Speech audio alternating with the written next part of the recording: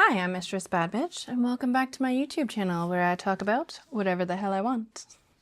And today's topic is my journey with therapeutic BDSM.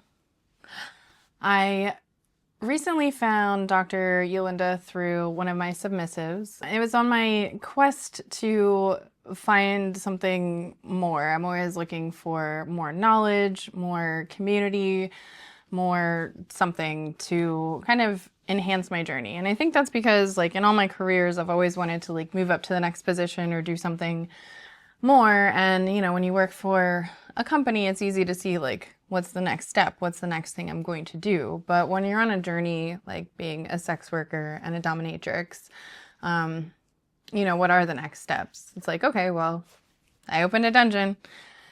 Now what? I was still seeking something more, and then finding Dr. Yolinda and her approach to all of this. Like, therapeutic BDSM is more than just like, you know, saying that BDSM is healing. It's a specific treatment modality that's been studied. And so her theories are, to me, it's like grounded in somatic approaches, which makes sense to me because I did my master's thesis on yoga for the treatment of PTSD. And somatic approaches work, and we know this because, you know, Bessel van der Kolk and other people have paved the way and talked about, you know, what happens in your body when you experience trauma. And we know that it does more than just live in your brain, and just talking about it doesn't necessarily make all of the things go away that happen in your body, because it's more than just one thing. You know, we're human beings. We're more than just a brain. We're more than just a body.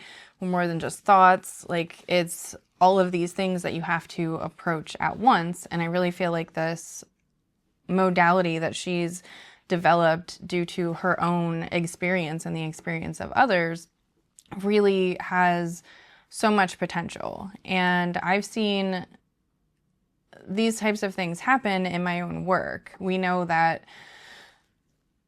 at the, you know, at the basic level, you know, coming to a space where you can be safe to be vulnerable, where you can be yourself, where you can be accepted, where you have a safe word, where you can advocate for yourself, you can have boundaries. Some of this is inherently healing for people that have been in spaces where they're not seen, heard, respected, valued. You know, and some people don't want to use their safe word because they're such people pleasers. And then having someone watch your body language and know when you've had enough without you needing to say that is also pretty like validating, and realizing you're in a safe container. Because it's like, oh, she's watching my body language, and you know, I can see your body tensing up and you're getting really like, you know, and I know that some of my subs are just not going to call their safe word ever. Like, maybe if I'm doing something really horrible, but, you know, for normal things like impact play, pegging, stuff like that, it's like they're not going to call their safe word. I can see that, like, when I'm pounding them, like, their back is arched up and they're, like, pushing off the bench and they're, like, all, you know, and it's like those are the times where you just, like, back off and, you know, I gently push you back down on the bench and, like, rub my hands up, or maybe press my chest against your back and just give you that, like, flood of oxytocin.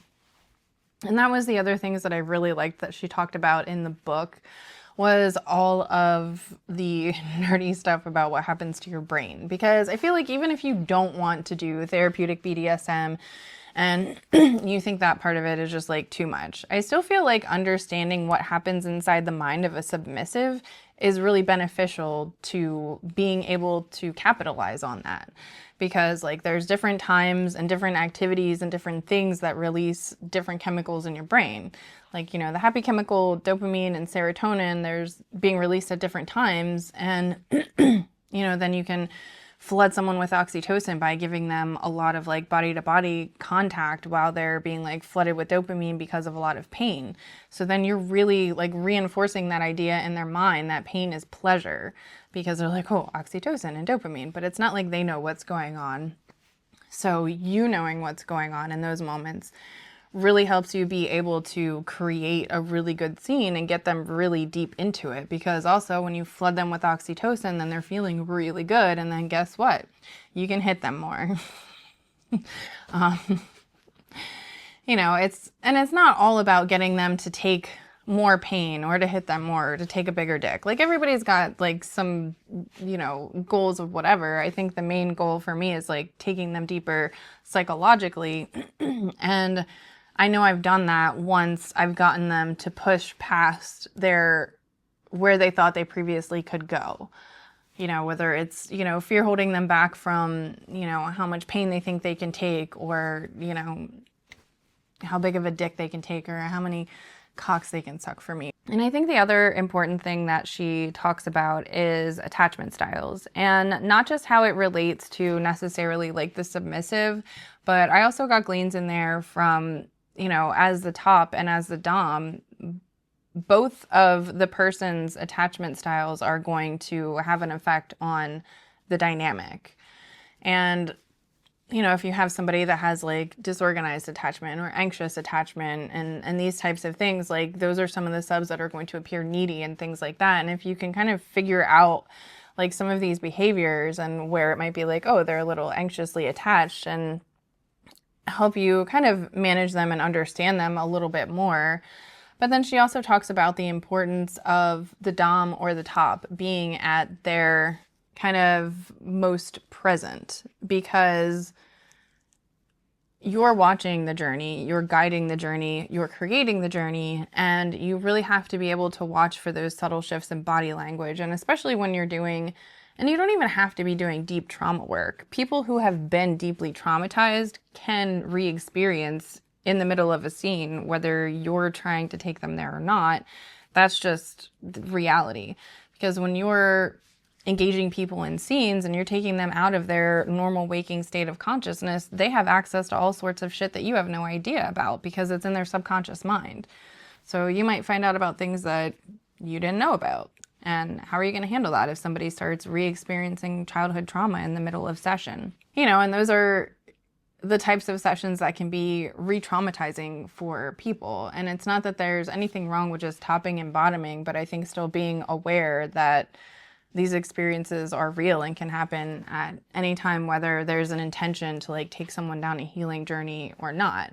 I mean, I know I've intentionally pulled memories out of someone that they didn't know that they had, but I knew that they were there and I knew what I was going for and I knew the intention, and I also know how to handle that when somebody is experiencing something like that.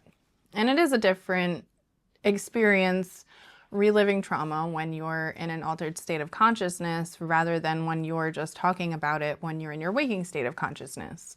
You're accessing different parts of your memories. And oftentimes when people go through a traumatic experience, like your waking memories are a little disjointed because of how things get stored in the brain. So sometimes when you're in that altered state of consciousness, you may be able to access the whole memory and it may put you like you're living in that space again.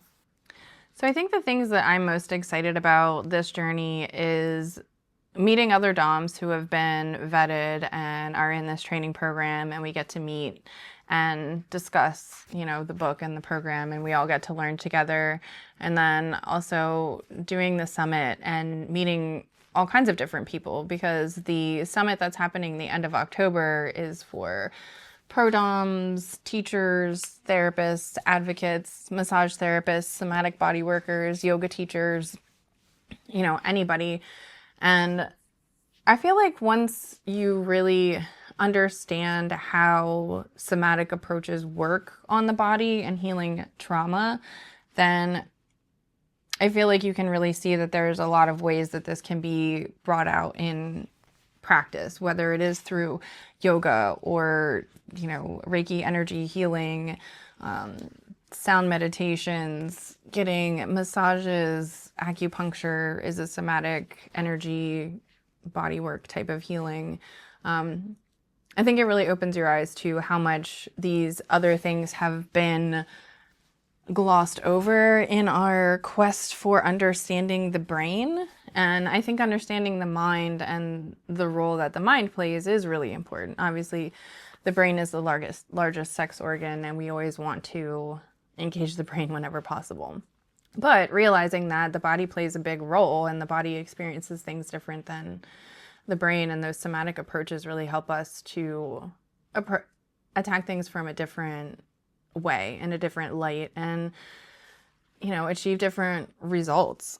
I've had therapy with kids that have been in therapy for years, and, they were tired of talking about stuff, and, they had written their trauma narratives and talked about it umpteen times, but they were still, angry, couldn't sleep, anxious, having panic attacks, withdrawing all the time, isolating, self-harming, and all of these things, and it just doesn't make any sense. And then, they finally end up in a really intense program like the one I managed, and I did somatic body work with kids. I did yoga, but I didn't tell them we were doing coping skills and yoga. It was just, we would just do things in the moment.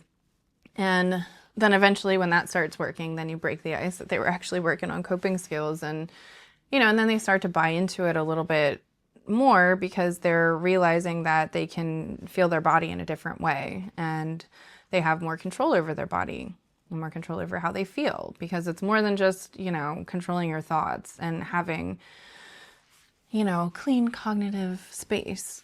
Because you can still have panic attacks and re-experience in your body if you're having, completely positive thoughts. That's the fun stuff about trauma. So I think that makes it really important, is giving that autonomy back to people who've experienced trauma, because you feel like your body is not yours. You don't have control over the sensations. Sometimes people just feel like they're completely batshit crazy. Like, you're never going to, not feel like this, because for some people it's been decades since they've experienced the trauma and they're still experiencing the symptoms. So it's like, if we have tried all the things, why not try something different? So I do feel like it's a great time to be alive, although I do feel like I was meant to be a Victorian era lady of the manor. I do think it's a great time to be alive and at the cusp of this like really cool research and just pioneering this stuff in the field, because all of the people who are out here doing all of this like early work are, we're going to be writing the research and talking about case studies and giving more examples of how this works and that it is an effective model.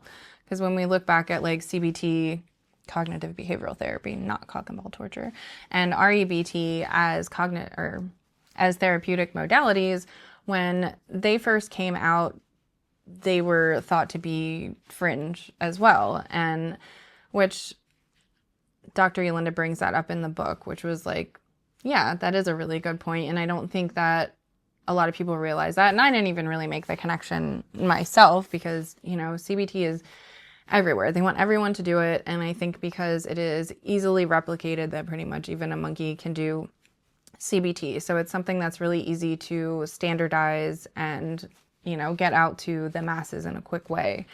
But in the beginning, nobody wanted anything to do with it because the school of thought was different.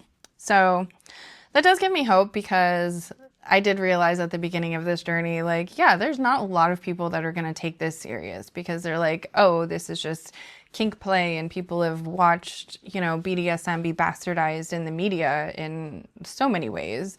So I think it is able to bring some legitimacy to what we do, even if it's going to take time. It might take another 5 years or another 10 years or another 15 years, but this is, I think, a really big time in history to finally make some changes to how we always just view the mainstream and acceptable things, because there's so much shame surrounding BDSM for not a whole lot of reason, other than there's some normal people that think that they have the right to judge everybody, and then everybody tries to fall in line. I will update throughout my journey. As I said, I have not started the classes yet. I've just begun the required reading and finished the first book, and I'm just so really excited to kind of dive into everything. But the group meetings start the end of the month, and it is August. But I will drop some links down to the information about the Kink Professional Standards Alliance, which is the governing body for the Therapeutic BDSM Certification Program that I am enrolled in. and some of other Dr. Yolinda's information. So that way, if you are interested in learning more about the program or, possibly becoming a part of it, then you can check it out and research for yourself.